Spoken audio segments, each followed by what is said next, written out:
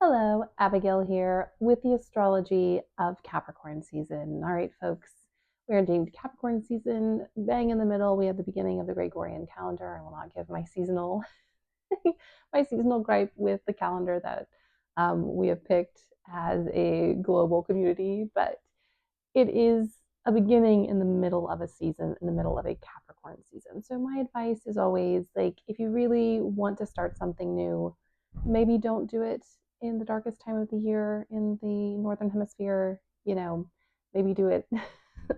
Maybe do it at the beginning of the zodiacal year, which is Aries season, which is the spring equinox, which really lines up with speed and movement. This is the time, however, to reflect, to kind of see where you're at, to handle Saturnian things, recognize what you would like to do, what maybe some goals are. I personally will not be starting any goals. It never really works out for me. Um, but digging into something new, trying something fun, look at where Capricorn falls in your natal chart. What house does it cover? In my house, it's the fifth house, so something fun and creative and playful that isn't too serious is actually a great idea. Um, if it falls in your 10th, maybe you want to kind of regroup on legacy and career matters. If it's in your first, maybe you want to kind of reconsider how you present or dress, or maybe connecting with a new style. All these different houses and placements have something to say about how maybe you best experience what is considered the new year in the US and most Western cultures. So, that being said, what does this season look like? So, firstly, this is the first New Year Capricorn season where we're not going through a major personal planet retrograde. Thank God. So, we don't have to deal with a retrograde, which is beautiful. Last year was a Mars retrograde.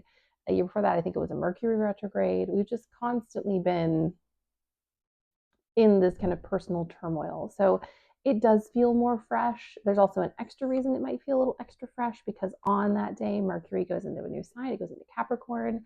While it is well out of the shadow degrees where the Mercury retrograde started a couple months ago, well, not a couple months ago at this point, a couple months ago, it is the sign that retrograde started in. So we're moving into a completely fresh energy that we kind of got tangled up in at the end of this year. So moving into the new year with kind of a fresh mercurial moment is great, especially if you have a Mercury ruled chart. So Gemini or Virgo, or if you just have a lot of Mercury ruled placements like Gemini and Virgo.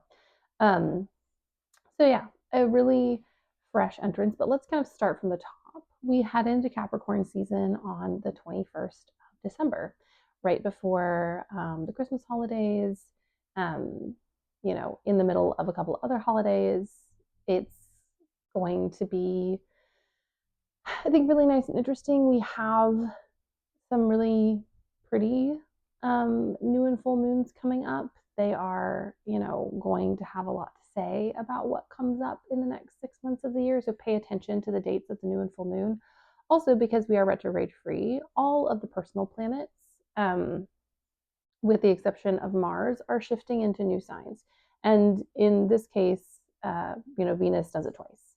So we're really speeding through the Saturn ruled signs, which while I appreciate and venerate Saturn, it is nice not to stay too long in Saturn signs because it does get heavy and it does get very like labor focused and fixing and rebuilding. And that can be a lot, especially after the year a lot of us have had in 2025. So we enter into Capricorn season 21st. On the 24th, Venus goes into Capricorn. This is a place where, Venus isn't exactly thrilled. It's a very serious sign for Venus. However, this is a place of reliability and stability in this season. Venus in Capricorn is very much about the future and about setting things up for productivity in a relationship, for consistency in a relationship. If you have been feeling a little wonky in your relationship dynamics, this is a great season, and maybe use the new year for this. Great time to check in on how everyone is doing in a physical sense, on how people are doing materially, just making sure that everybody is getting their needs met. Because this is a great sign and opportunity to do so same dealio with Mercury, same situation where, we really actually get to kind of dig into the nitty gritty. This is, kind of a neutral sign for Mercury. There's like, it's neither detriment or exalted or any of those things. And so you can have really practical, down to earth conversations, really solid communication. Do things take longer? Yes. Do things slow down a little bit with Mercury? Of course. But this is the time to really think about it. And we head to the first of the year with Mercury going into Capricorn. And so we have all of this kind of getting the things worked out energy, figuring out what is best for the long term, digging into the practical aspects of desire. Sagittarius season was so much about desire and so much about the shift of desire because of the squares with the North and the South node. And so now we get to step into this time where it's like, now that we've dealt with that, now that we've kind of dug through the nitty gritty of those nodal squares, we've had to really face what we have and what we don't have and what our aspirations for. Now is the time to really sit down and be like, how am I going to get it? Now, with Capricorn energy, it's not going to be instant. It is going to take time. That is the nature of Saturn, to take time. Saturn rules time. But this is that moment of kind of practical clarity, which I think, while it can be frustrating depending on your placements, it is always a necessary part of the year. And because the personal planets, Mercury and Venus, are attached to the sun's orbit, basically, they can't really be apart from the sun more than like a sign and a little. This always happens at this time of year. So there is a sense of productivity, but it's much slower moving. It's much more about taking everything that we've learned and building on it rather than starting something completely new. Then on the 3rd, we get the Cancer full moon, which is nice. We kind of finally get a bit of a a bit of a watershed refresh moment. During Scorpio season, that watershed moment was much more aggressive, very typical of a Mars ruled sign. We also had, the Mercury retrograde and things happening. So this is a moment to really feel your feelings, to really sit with what has happened and what has gone on. When the time comes, I will do a video about the specific aspects and, kind of what is happening. I do kind of want to take a second to go take a little peek here to see what we're looking at. Yeah, it's a nice energy. There is the opposition with Venus wrapped up in that moment. Not exact, just an orb, but it is going to be a really beautiful refresh. It's going to be adjacent to Jupiter, which is super nice.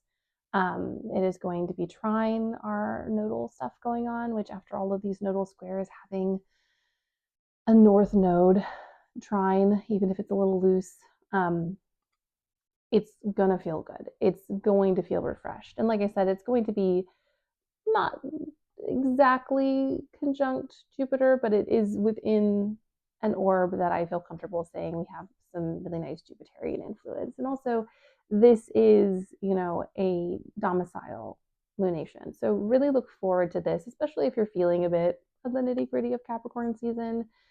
This is a softer, tenderer moment. And so, if you need to release and shed, do it on the 3rd.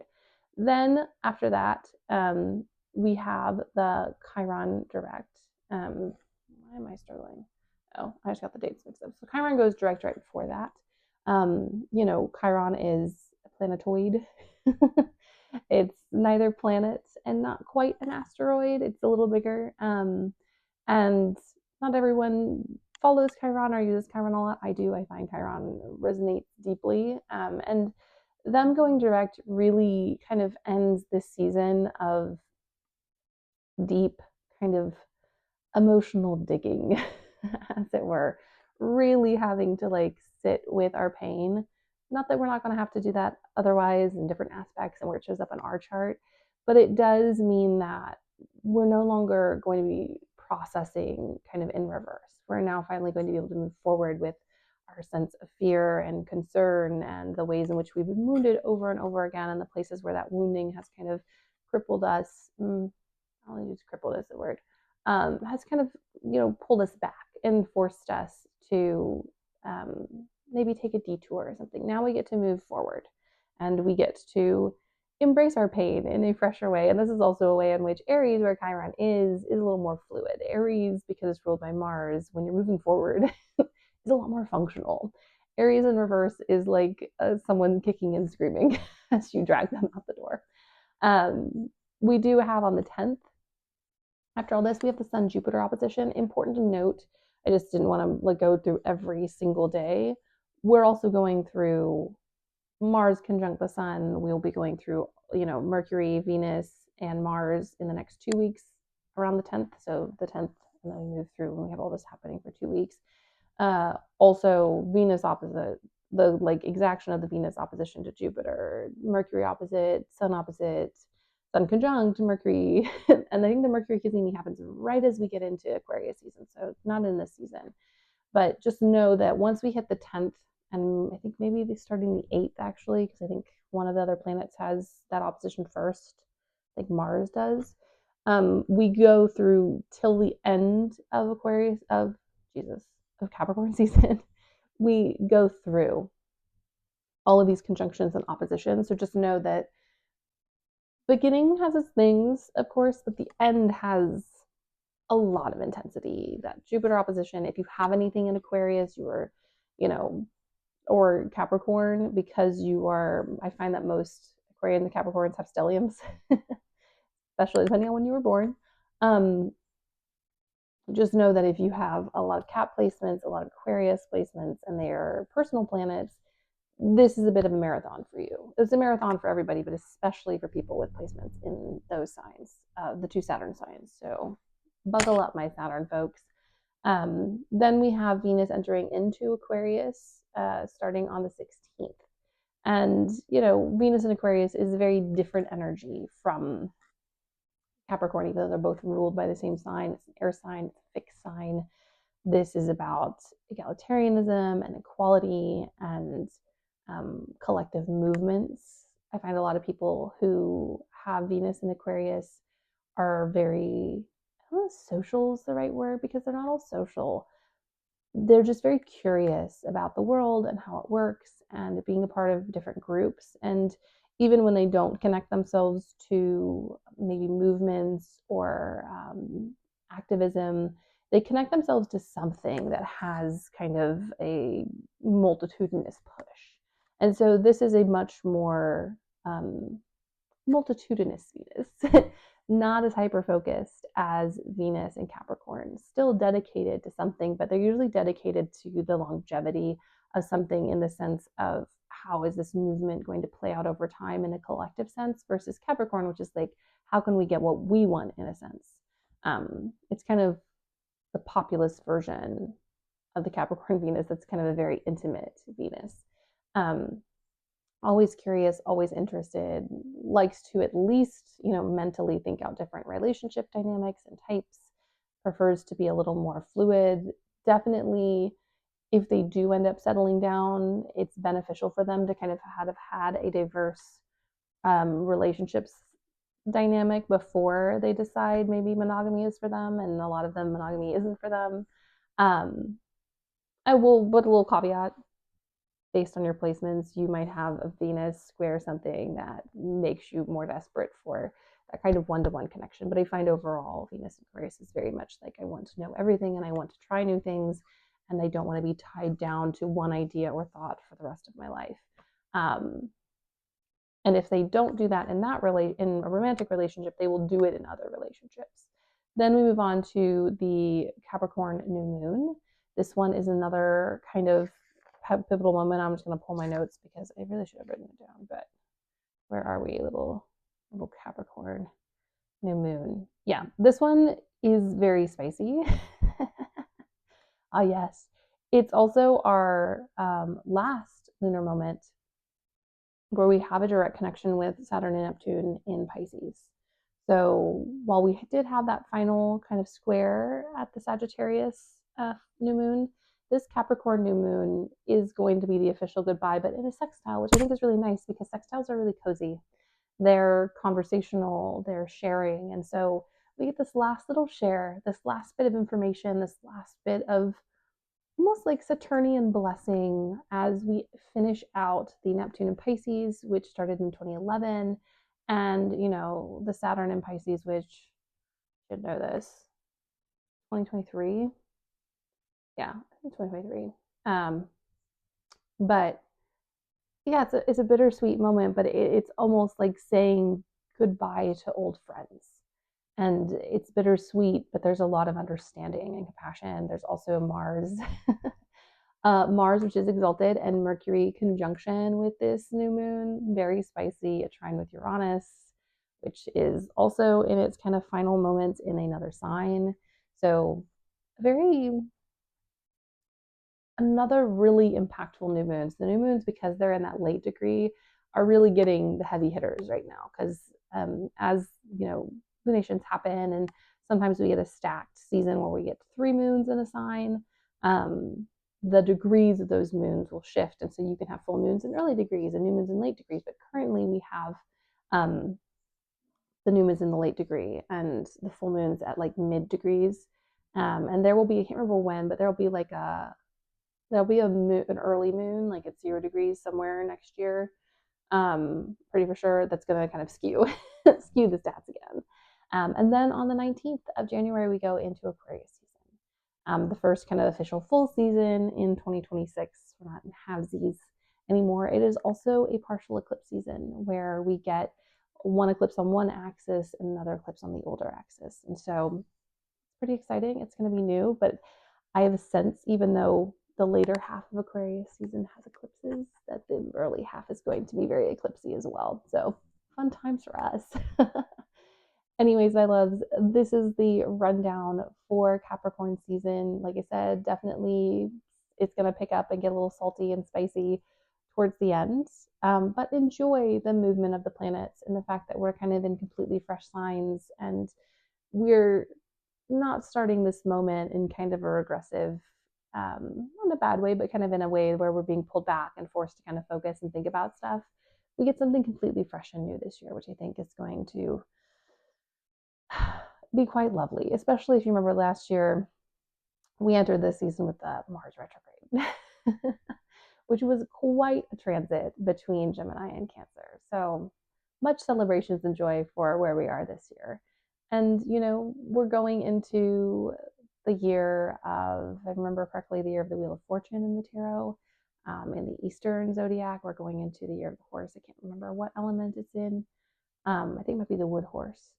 But there's a lot of signals of hope and progress, and a lot of signals of, and this is always true, but I think more so true in this situation, of what decisions and choices you make having a really big impact on stuff. There's a sense of helplessness in 2026. The planets are also going to get settled. 2025 with them all the great planets transitioning between signs. We had Pluto finally enter Aquarius at the beginning. We had Aquarius, not Aquarius. You can tell I'm fading at the end of this video. We had Saturn going between Pisces and Aries. We had Neptune between Pisces and Aries. Uranus, which is what I meant when I said Aquarius, which is the ruler, not that far off, going between Taurus, which is where it is now, and Gemini, which is where it will end up.